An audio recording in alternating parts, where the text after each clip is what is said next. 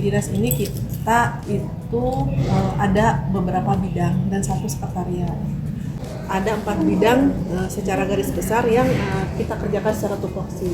Yang pertama bidang peningkatan kualitas hidup perempuan. Yang kedua ada bidang perlindungan perempuan dan anak.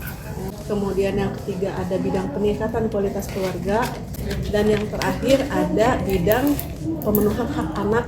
Dinas kita ini bergeraknya yang tadi di bidang pemberdayaan perempuan dan perlindungan anak, capaian dan sasarannya kita mencapai sasaran apa yang pemerintah pusat itu sebut dengan IDG dan IPG.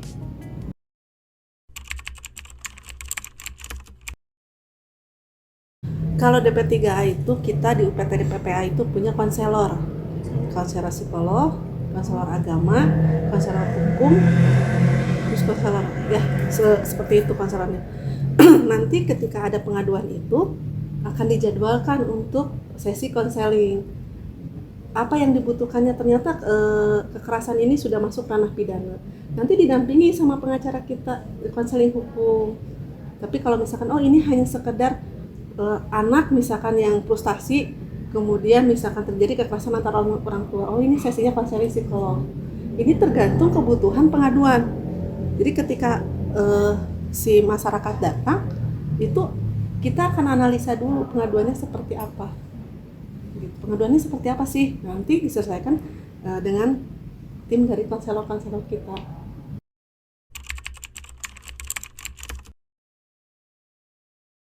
Kita sekarang ini sedang menyelenggarakan pelatihan kewirausahaan bidang boga, di mana pesertanya adalah perempuan yang memang terkategori miskin. Itu kita berikan pelatihan kewirausahaan bidang boga, salah satunya adalah pelatihan pastry.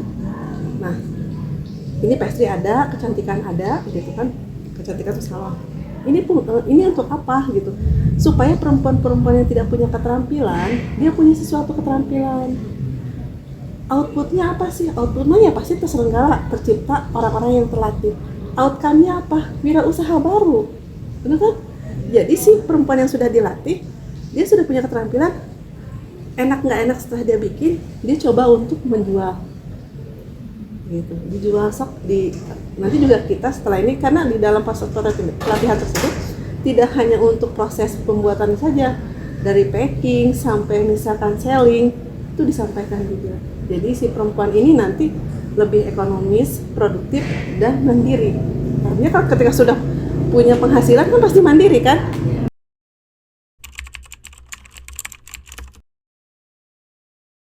Pasti salah satu indikator dari IDG adalah sumbangan pendapatan perempuan. Nah, bagaimana misalkan indikator itu bisa kita hitung atau kita nilai adalah dari nilai ekonomis perempuan yang bekerja. Berapa dia menyumbangkan pendapatan? Nah, dihitung, ya jadilah nilai indeks IDG tadi. Salah satunya adalah indikatornya sumbangan pendapatan perempuan. Kalau perempuannya pendapatannya kecil, tidak bekerja, pasti DG-nya kan kecil juga. Tetapi ketika perempuannya mandiri, terhitung nih, banyak perempuan yang berkarir, banyak perempuan yang misalkan jadi pengusaha, banyak perempuan yang misalkan bekerja.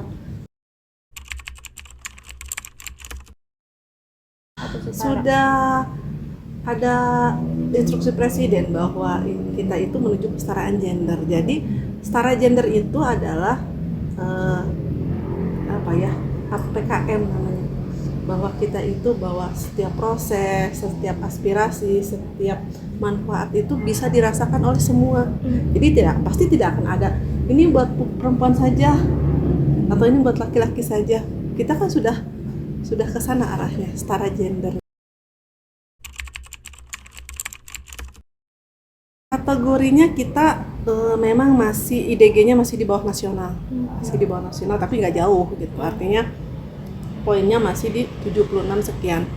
Karena IDG itu, indeks pemberdayaan perempuan itu indikatornya satu, keterwakilan perempuan di parlemen. Kita bisa lihat berapa sih jumlah perempuan di parlemen di Kota Bandung. Yang kedua adalah tadi sumbangan pendapatan perempuan. Yang ketiga adalah tenaga profesional perempuan.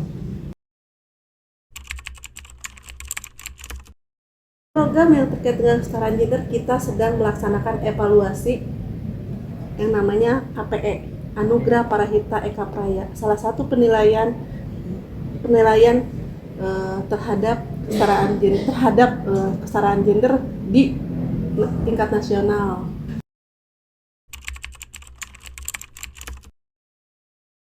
APE itu adalah keterlibatan seluruh stakeholder, baik pemerintah dan non-pemerintah, di dalam kesetaraan gender. Jadi kesetaraan gender itu bukan milik pemerintah. Kita nanti akan mengukur berapa kesetaraan gender di perusahaan-perusahaan. Kita akan mengukur apakah perusahaan tersebut ramah gender, apakah perusahaan itu ramah perempuan dan anak. Kenapa? Ada indikatornya, misalkan apakah di mall ada tempat laktasi, apakah di kantor misalkan BUMN itu ada tempat laktasi, atau tempat misalkan ibu dan anak. Itu salah satu indikatornya. Apakah jalan raya ini trotoarnya sudah ada untuk ramah orang disabilitas? Kita ini punya 7.227 perempuan miskin ekstrim. Itu minimal segitu.